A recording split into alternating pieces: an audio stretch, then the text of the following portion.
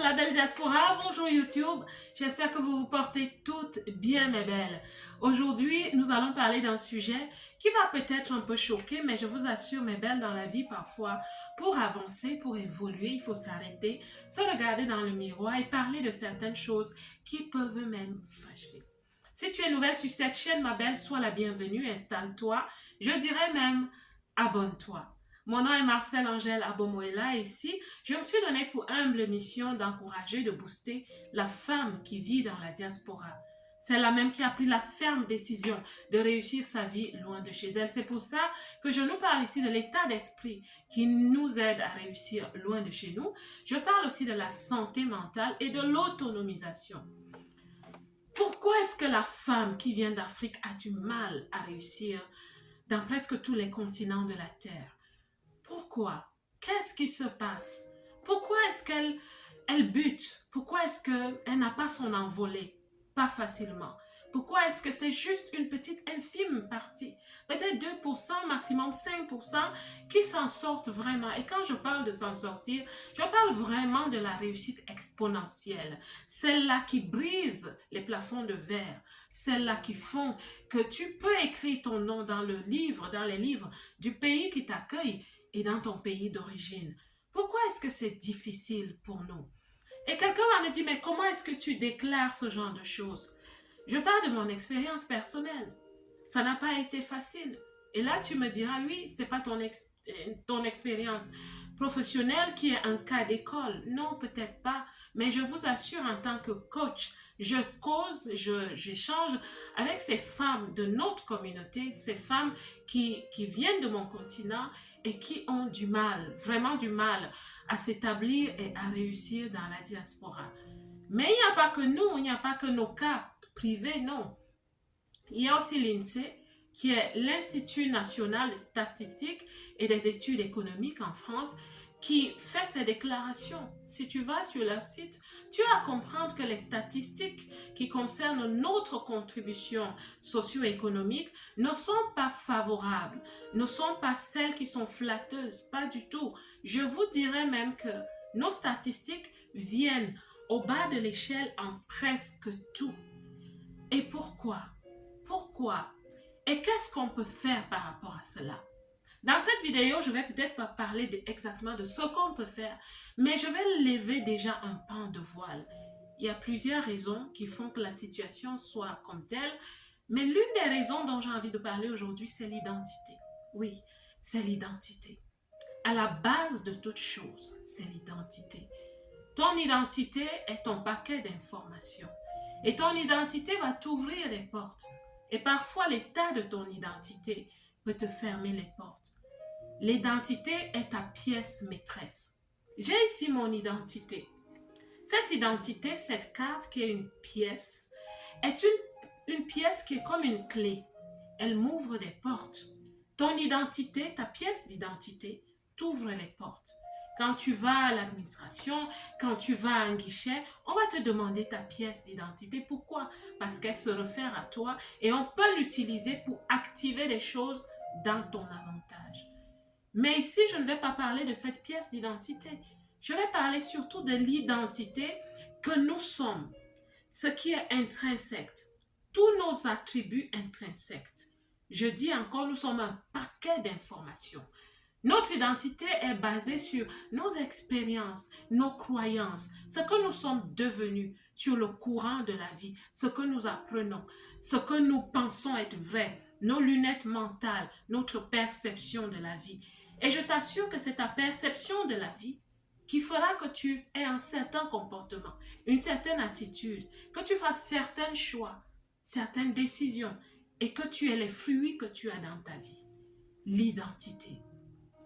Et l'identité de la femme qui vient d'Afrique, généralement, elle est déjà un peu brisée, biaisée, parce que nous arrivons avec parfois une charge.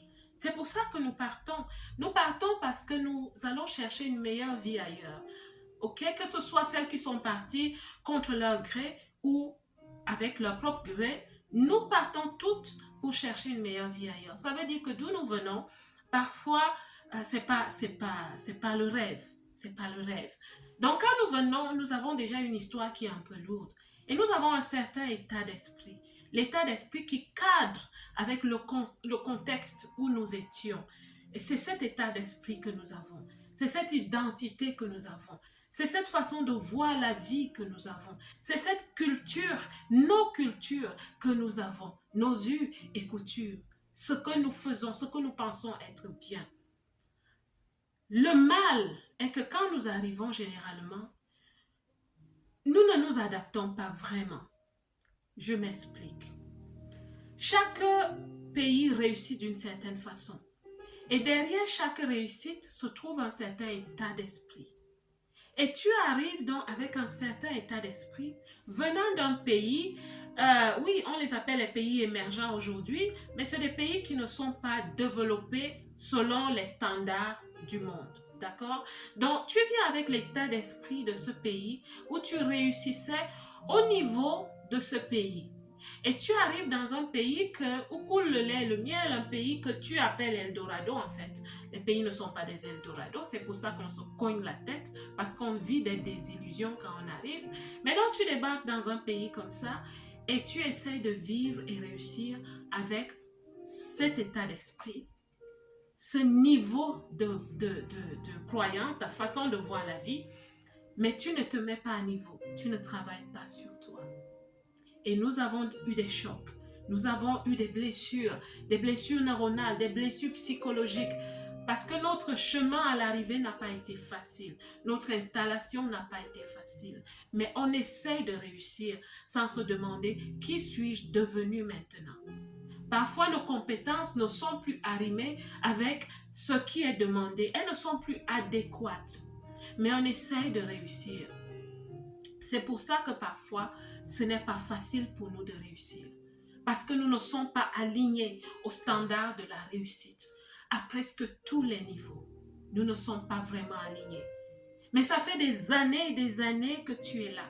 Tu ne t'es jamais assise pour te dire, j'ai des blessures, il y a des choses qui m'ont choqué, qui m'ont fait mal. Mais tu essaies de chercher un boulot à un certain niveau. Peut-être tu as un master. Seulement, tu arrives avec un master de ton pays qui n'est aussi peut-être pas arrimé avec la technologie, avec l'information, avec le niveau du fonctionnement des choses. Il y a tellement de choses à dire à ce niveau. Mais je souhaite maintenant résumer en disant que quand nous arrivons dans la diaspora, nous arrivons avec une perception des choses sur laquelle nous ne travaillons pas souvent.